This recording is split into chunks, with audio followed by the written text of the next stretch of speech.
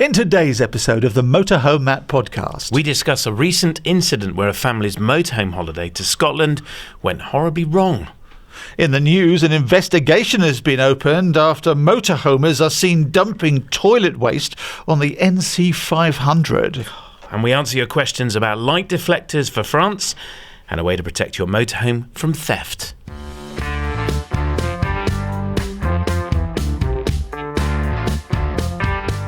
Welcome to the Motorhome Matt podcast. Industry insights and expert advice for the world of motorhomes, caravans and campervans. I'm Keith Gooden. And I'm Motorhome Matt. And it's brought to you by thatleisureshop.com. Now, please remember to follow on your favourite podcast app and click the bell and subscribe on YouTube, brought to you by arabasecreative.co.uk. Let's delve into the news, shall we then, Matt? An investigation has been opened as motorhomers are seen dumping toilet waste on the NC 500. First of all, what's the NC 500? North Coast 500. It's 560-something miles, I think. It's a route around Scotland, kind of like Route 66, but all around the coast of Scotland. And it's very, very beautiful. And it comes after a post on the NC 500 The Dirty Truth Facebook group. Yeah, this is awful. I mean, there's lots of talk, isn't there, that this is happening all the time. I'm not sure that is true, but I have no doubt it's a minority that do it, and they do spoil it for the majority that would never even consider doing this. Well, what is in people's minds that they think my toilet is full, I'll just dump it at the side of the road? Yeah, well, I guess they don't want a full toilet. They want to use it again. It's just horrendous. It's horrible. I don't know why you're doing it, people. Stop it. It must be against the law, surely. Yeah, we'll talk to the water companies about that. Yeah, enough about that, I think. Now, the Camper Van and Motorhome Professional Association, CAMPA, says that chemical toilet waste should never be emptied anywhere other than a designated area at a campsite, a motorhome service point, or in your own sewage system at home. In other words, like the chocolate wrappers, take it home. Like chocolate wrappers? Yeah. Don't you remember the Countryside Code? I do. Yeah. And Keep Britain tidy. And that family used to come along, the cartoon family, that's right. and they used to eat their sandwiches and as their chocolate, and they used to leave the mess behind. Yeah. I do remember that. Now you're Follow showing the your age. Countryside Code. Indeed. Well, take your toilet waste. And what's interesting is they're saying pour this down your own sewage system. We did a whole episode on this, didn't we? On can I dump my toilet waste in my chemical toilet waste in my toilet? And the water company said no.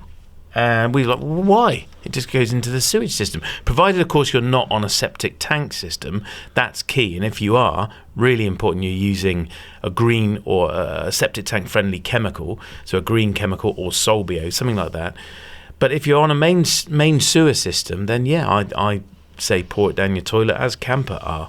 And we spoke to numerous water companies about exactly this. And the problem then, of course, is what the water companies do with it. And it's been all over the news, isn't it, that they're just tipping it in the rivers. By the way, next week we're talking about Matt's holiday in Scotland. Just give us a brief insight. Was it good? It was amazing. Is that brief enough? Yeah, that's pretty brief. Yeah. Honestly, we went to the Outer Hebrides and I really do want to go back. So we only did Lewis, Harris and Skye, but we want to definitely do some of Harris again. That sounds like a solicitors, doesn't it? Lewis, Harris and Skye. It's like a boy band from the 70s. We want to do Uist, Barra, Mull and Iona next. There you go. 1,704 miles round trip. Listen to the next podcast. Welcome to our monthly campsite feature with Alan Rogers. Alan, welcome. Hi Matt, still not called Alan, still called Rob. Oh, well, you've still got his name on your T-shirt. I know. Anyway, so Alan, where are we this month? So we're in the Dordogne region. Oh, my favourite part of France. Thought it might be, that's why I put this one in for you. Thank you. So come on then, tell us more. So this campsite is part of the Utopia group, and it's in Dordogne. And we chose this as the winner of our Sustainability and Environmental Awareness Award. A punchy title. Absolutely. I'm not going to repeat the full awards. Come on, let's do it. It's the Alan Rogers Caravan and Motorhome Club European Campsite of the Year Awards 2024. 23. 23, sorry. Oh, yeah. Last year's award. Last year's awards. Being awarded now. Anyway, so Hootopia Group are a big group, aren't they? They've got 50 campsites, haven't they? Yeah, they've got 50 in Europe, a couple in the Netherlands, mostly in France, the odd one in Spain, but they're actually started in North America, in Toronto. Okay, so it's a French-Canadian company originally. Yeah, absolutely. Okay. They've launched something called the Utopia Foundation, which is their kind of framework for success. What is that all about?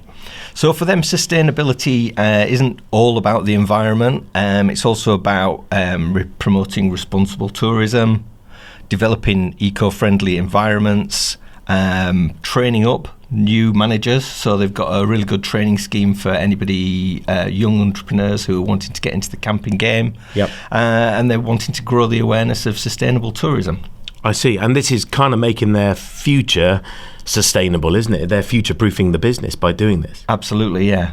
And this particular site in the Dordogne is absolutely beautiful, and it's quite modest in comparison to some of the other sites that we've featured.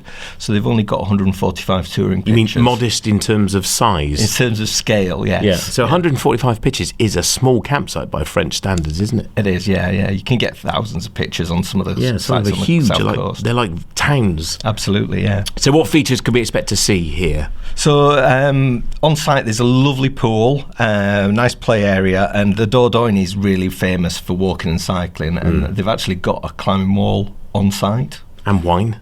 Absolutely. My favourite, obviously. They got a climbing wall on site. Yeah, great for the kids. Oh, brilliant. This is a family-friendly campsite as well. It is, yeah. And if you've had your fill of on-site activities, then you can head off-site to the local town, which is Rocamadour. Have you ever heard of that? I've heard of it. So this is a strange town. Tell us more. Well, you've probably seen pictures of it. It's typically French. The tourist board, it's one of those places, Mont Saint-Michel, Rocamadour, it's up there with those. So it's built on 3 levels, and I'm going to read this out from the sheet. Go on. The locals say that they have the houses on the river, the churches on the houses, the rocks on the churches, and then the castle on the rocks. So it's sort of built up in 3 or 4 layers. It's a sacred city, and it's on the St. James Pilgrim route. So what is the St. James Pilgrim route? So a pilgrimage route is a route that believers walk along. It's similar to the route that goes to Santiago de Compostela in Spain. Okay, right, Yeah. okay. So it's a real destination if you're a big fan of walking. Yeah, absolutely. And climbing. Stunning, yeah. Yeah, brilliant. A beautiful region. So, Rob, when's this site open? So this site's open from April till September. Okay, and cost, the big question we always have, how much does it cost per night? It's sort of in that mid-range again that we've talked about, so from sort of £35 per night. So one last time, Alan, just remind us the name of the campsite. So it's part of the Hootopia Group, and it's in Dordogne. Brilliant. Alan Rogers, thank you very much. You can find out more about all of Alan's campsites at mhmp.info/Alan Rogers. It's the Motorhome Matt podcast. I'm Keith Gooden. And I'm Motorhome Matt. And it's brought to you with thatleisureshop.com. In today's podcast, we're covering something really quite shocking. A family were on the NC 500 up in Scotland. They pulled over in the teeth of Storm Kathleen. And then what happened, Matt? Well, they were sat there having lunch inside the motorhome and actually got blown down the hill. They were allegedly at the top of a cliff, but at the top of this hill, the motorhome was actually blown over several times and rolled down the hill with the family in it. And you've been talking to somebody about this, haven't you? Yeah, so they were on a motorhome holiday that they'd hired it from a company called Luna Motorhome Hire. And Peter, who owns the company, is a good friend of mine, and he was kind enough to talk to me and explain what happened. Peter, thank you so much for taking time out of your busy schedule to speak to me. I was wondering what to ask you, and I guess, how did you react when they rang you and said the motorhome had been blown off a cliff? Well, thanks for having us on here, mate. To be fair, the first reaction was very much, oh my God, really? And I didn't believe them initially. They were. I asked them to sort of describe the incident and where they were. I asked them to even mention the number plate to me because, again, couldn't believe that it was actually going to be one of our vans. We have had calls from the past with other companies, and just unbelievable. I couldn't believe it, Matt. I couldn't believe it. It was worrying and scary. We obviously checked that they were okay initially, and then gave some immediate advice and asked for some photos. So yeah, it was worrying. So, Pete, just tell us exactly what happened. There's a family in a motorhome, mum, dad, 2 teenage kids, 2 dogs, and they were in Scotland. They were driving along, and it was very windy. What happened next? Yeah, so they parked up on a lay-by. The guys said to me that the wind was dying down. The wind then had a freak gust of wind that blew the van over and down the side of the hill. They said that the van had rolled over a couple of times. They're not sure how many times, possibly up to 3. But what she did mention was that the van had, as it was rolling, they could see the roof being ripped off of the van. And that was it. It came to a stop at the end. She said that as they were getting out, the van was falling apart around them. And yeah, I mean, scary. If you look at the photos, you can see that the beds are all over the place. The gas bottle is laying next to one of the beds, intact, I might add, which was unbelievable, if I'm honest. The van looked like it had blown up. Yeah, I've seen the photos, obviously, and it looked terrifying. So they were all sat in it having lunch. You said to me off camera that the kids were in the beds when this went they were over. laying down.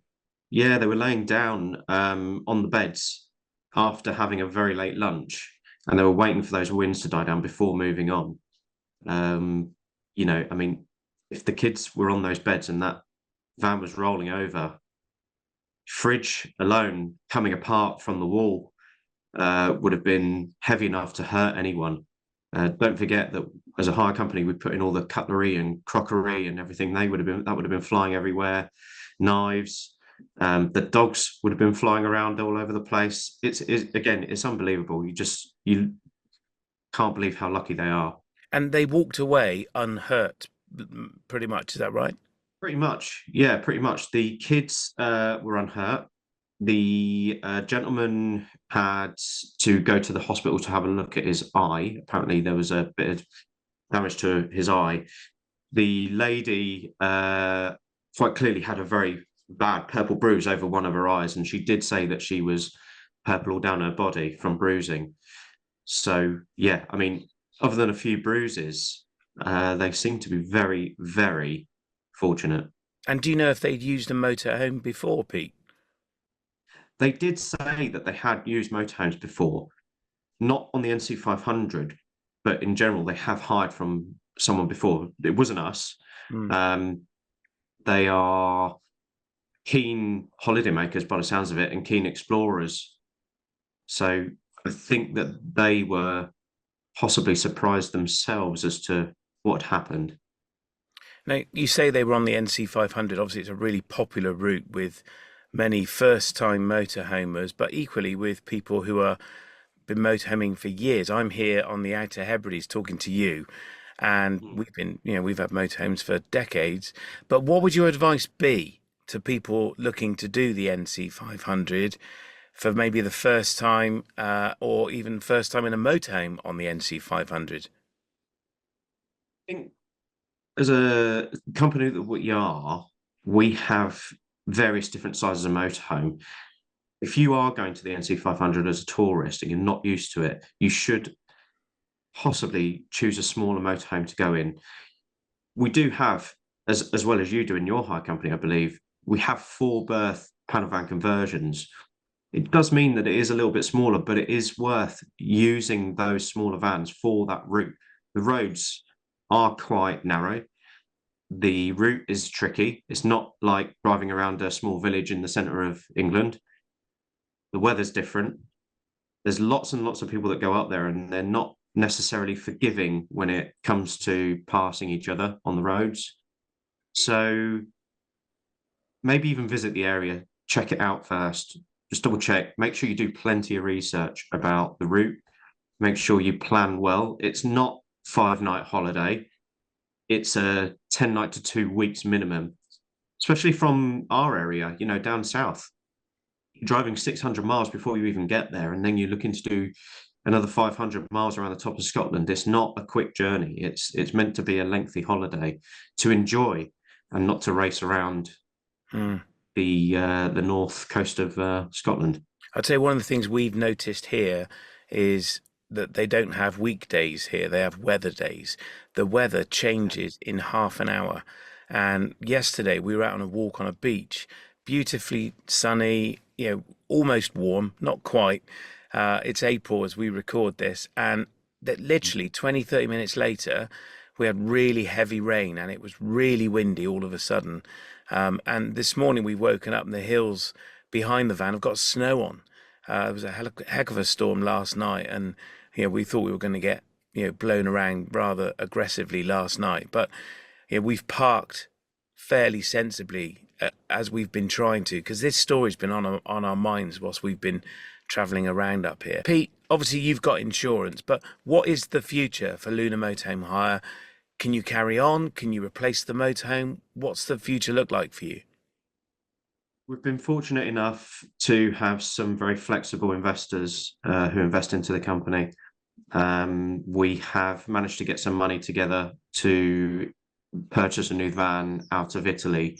Roller Team had a spare one available that was meant to go to New Zealand. So we've been very fortunate being able to buy one. So our customers that are booked into those vans will be fine.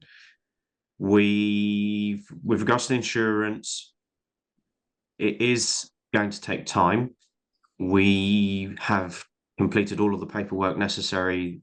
The people involved have helped with that.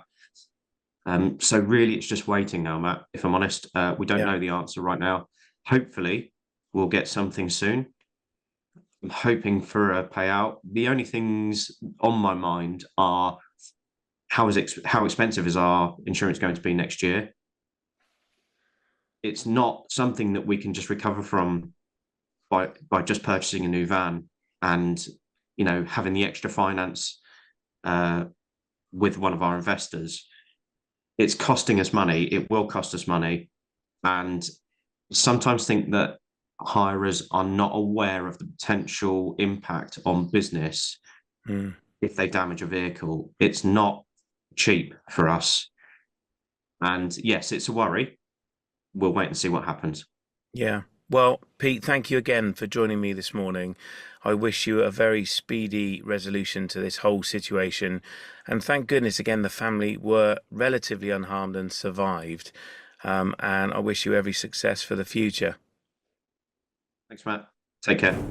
That's Peter Schmidt, the managing director at Luna Motorhome Hire.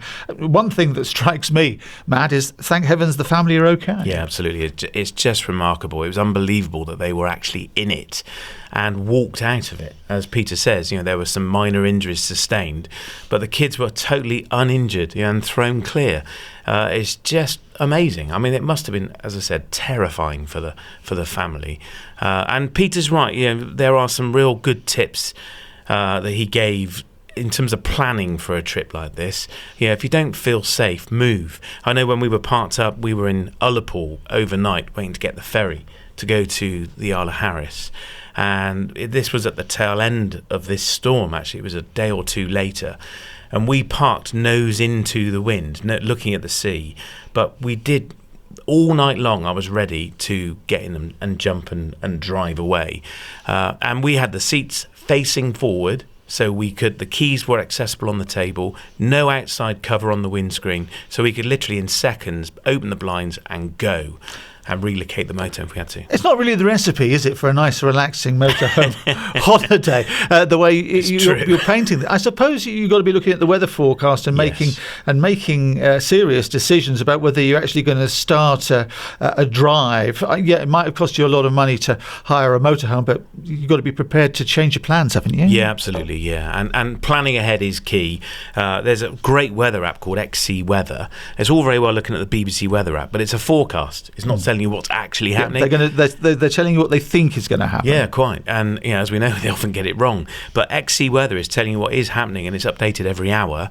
And it's free. And the other brilliant app we use is Rain Alert, and it's a 3-hour live view of rain radar, and it shows exactly where the rain is moving across the country. And we lived by these two apps whilst we were in Scotland. There's one I always look at is the Met Office rainfall radar, which isn't an app. It's you can Google it. That's your friend, and they update that every 15 minutes, and it goes from actuality into the forecast, so the two overlap, and you can actually see the clouds moving in, which is a help. Yeah, I think the same thing as rain alerts, but we were looking at these two apps all the time because the weather there, what was remarkable is how quickly it changes. And we would be on a beach walking along in the sun, and literally 10-15 minutes later it would be grey, really cold, and hailstones. And the weather changes so fast, which is lovely when it's raining, and it's soon going to be followed by sun. But I think that's what caught this family out. And this was a freak storm, and it must have been a gust of over 90 miles an hour that lift a motorhome, a big family motorhome, with people in it, and all their stuff. They were there for I think over a week, so they would have had a fair amount of stuff with them. And it's, as I say, it's just shocking, terrifying. It's easy to underestimate the weather, isn't it? This was, of course, a hire motorhome, but it's important to know that what you're covered for with your own motorhome. So what do people need to keep in mind then, Matt? Well, of course, insurance is really important, as it is now for Peter and his claim for his whole motorhome. So it's making sure you have got appropriate insurance cover. Bear in mind there's different levels of insurance. So it's fire and theft, which is only covers when it's parked up. Third party fire and theft doesn't cover your motorhome at all. Just the third party you've hit. Fully comprehensive covers the motorhome for all eventualities. So it will cover you if you damage someone else's motorhome or car, and of course yours in a complete loss scenario, which is what we got here. So make sure you are properly insured, because this family did not predict this, and so making sure you've got adequate insurance is really important. And remember too, if you go into Europe, make sure you add European cover. So this happened in Scotland, but if this had happened in France, make sure you add European cover. We've covered this before, that if you don't add European cover, you're not necessarily fully comprehensively insured. So check with your insurer that you have got European cover for the period you're there, and that they are covering you fully comprehensively. And the same with breakdown cover as well. Make sure you've got a breakdown cover that will enable you to get away from the motorhome and get home. Yeah, when I took the car over to France last year, I phoned the insurance company, and they said, you're covered third party when you're driving in France, and it cost me £16.75 to cover the car for an extra 5 days. So it's not necessarily expensive. Not at all, no. Same with breakdown cover. It's a bit more expensive than that, but it's an insurance policy that means you're protected and you've got the cover you need if something goes wrong. Because let's face it, nobody predicted this terrible accident, and nobody really caused it. They were doing the right thing. They parked up. They didn't want to drive in these terrible winds, and so parked. And there we are. So thankfully they are all okay. And the other bit as well to think about is legal expenses. So if something goes wrong and it involves a third party and things go legal, then having legal cover is really important as well. I always buy it when I'm taking out insurance. So go over your policy with your insurance provider to understand what's covered, what your deductibles and excesses are, and if there's any exclusions as well. And remember to update your policy as needed, especially if anything changes with your motorhome. Remember, there's a lot of variables involved here. Don't just assume that you're covered. Ring the insurance company. I've always found them to be really helpful. Yeah, that's right. And of course, we're sponsored currently by Ripe. And one of the reasons I endorse Ripe is that you can build your policy and only pay for what you need. Plus, they're really easy to get hold of if you need help. So if it goes wrong, you can give them a call. Just pick up the phone and you'll get through to their UK call centre. Something about them I love. And you can click the link in this episode at description to customise your quote with Ripe and enjoy an automatic 25% off your premium. There you are. Or give them a call and just say Motorhome Matt to get 25% off when you ring them up. So quote Motorhome Matt, one word, and get 25% discount off your premium. It's the Motorhome Matt podcast. I'm Keith Gooden. And I'm Motorhome Matt. And it's brought to you with thatleisureshop.com. Now, one of our favourite parts of the podcast where you speak directly to Matt and he answers the questions if he can. And if he can't, he'll find somebody that does. Well, I'll do my best. First of all, Caroline Longman has been in touch. Hi Matt, just watched your latest video. Congratulations on overcoming heart trouble. You might be interested to know that more women than men die of heart disease in this country, so I do hope you draw women's attention to this.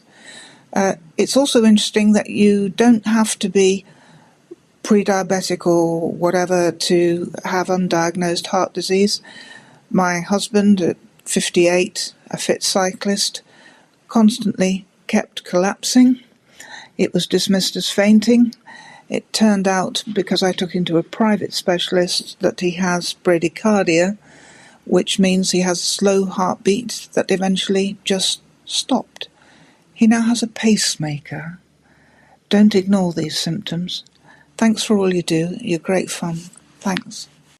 And thank you, Caroline, for getting in touch. I mean, Matt, we talked about this a few podcasts ago. Here you are, dynamic, fit and healthy, a motor home magnate, and suddenly you've got a bad heart, haven't you? I know, unstable angina I was diagnosed with, yeah, complete surprise. Although a few months of chest ache, as we talked about, but yeah, it was a But you big didn't shock. go to the doctor? Yeah, I did. You did? Several times. Yeah. It was quite hard getting an appointment. Yeah. I joked that if I was given a sawn-off shotgun, I wouldn't go to the post office. I'd go to the doctor's surgery and get an appointment. No, there's no way that a sawn-off shotgun is anything like a hard enough weapon when you're faced with those receptionists, let me tell you. Yeah, they're really friendly at our surgery. Yeah, it is difficult to get an appointment. I'm waiting for a follow-up appointment now. But Caroline's absolutely right. Thanks, Caroline, for your kind words. Really appreciate it. It's an issue for men and women, and interesting that more women suffer with heart disease than men. But I am very passionate about getting men to talk about it, because I think that's one of the challenges that us blokes have, is we don't actually converse about it, and we're kind of brought up to just ignore the symptoms and just carry on, which is what I was doing. And I knew something was up and did try and get a doctor to take note and try and get something sorted, and thank goodness I did. Thank goodness. And by the way, big shout out to everybody who works in the NHS, particularly those GP receptionists. We love you.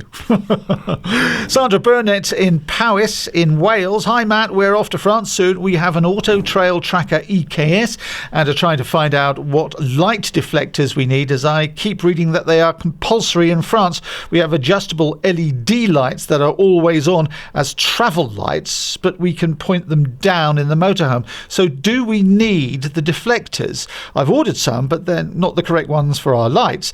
Can you point me in the direction of ones which we need, and where can I buy them? Many thanks, says Sandra. P.S. She says your podcast on reverse polarity was fab, as it helped me get all the leads I needed. Brilliant. Thanks, Sandra. Well, that's a great question. So it's interesting that Sandra's got LED headlights. So there's a number of things in here. We've got the driving lights, which are always on, but Sandra's headlights were an upgrade done by Fiat. It was an option, and in fact lots of motorhomes have been arriving without this option recently because of chips running out and so on, other circuit board stuff running out. So Sandra's got the LED headlights, and she's right, the sticker that you put on that stops the beam blinding people because you're driving on the other side of the road won't work. And the reason is really simple, because the beam pattern is different on an LED headlight to a normal halogen or tungsten headlight. So normally we're driving on the left in this country, and the headlight ticks up on the near side, so it lights the pavement. Yeah. So the idea is it lights the hedgerow or the curb. So you can see pedestrians. Correct, yes, and the edge of the road. But of course, you drive on the right-hand side, that kick-up bit is then in the eyes of oncoming drivers. Yeah. So that's what the sticker's designed to do, is to flatten that beam off. The key difference with the LED ones, and you can check this out by driving a motorhome up against a wall and point the beam at the wall, and you'll see it's flat.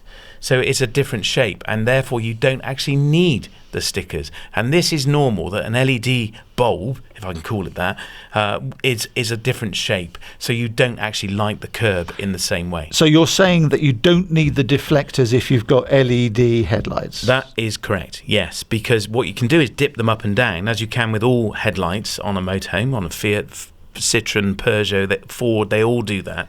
But this is about the shape of the beam. Now, some motorhomes have LED headlights and they have a lever on the back, or there's software that enables you to move it, particularly on cars. BMWs have this, where you actually put it into left or right lane driving mode. Motorhomes, in my experience, the chassis don't have that feature, but the LED bulbs normally will not need a sticker because the beam pattern is flat. An LED is a light emitting diode, by the way. Is. Yeah, it's completely different from a bulb, and as you've here now, you can treat it completely differently. John Barker's on the Isle of Man. Hi, Matt and Keith. I've recently bought a lovely hobby Vantana as our first camper.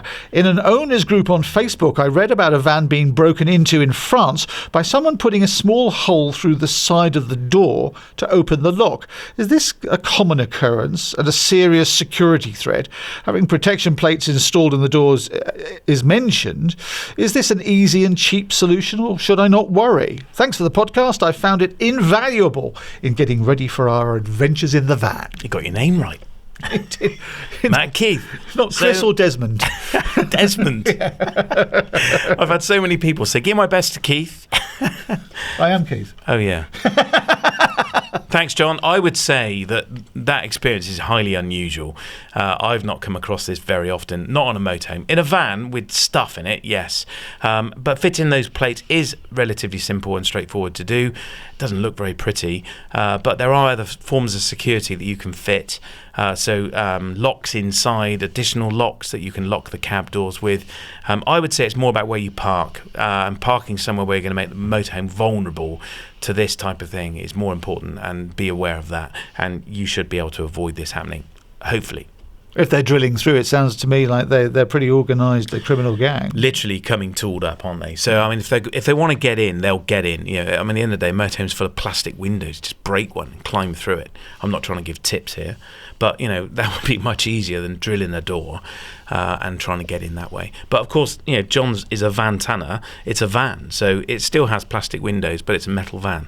So I would say, you know, consider the plates. They are a possibility, but just not very pretty. OK, Matt, if somebody wants to pose a question, what should they do? Dead easy. Go to mhmp.info/ask Matt.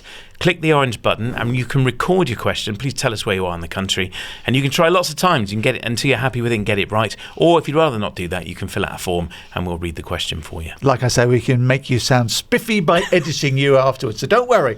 Even the swearing goes, OK? That's mhmp.info/ask Matt. Or you can leave us a review. Yeah, do that too. We would love that. mhmp.info/review. That's Motorhome Matt Podcast, MHMP. You get it, .info/review. And of course, you can subscribe on YouTube, can't you, Matt? Yeah, please do. Loads of our viewers are not subscribing to us, and we would love it if you did, because it really helps spread the popularity of the podcast and means more people will see it. So that would be great if you could do that. And YouTube is brought to you by aerobasecreative.co.uk.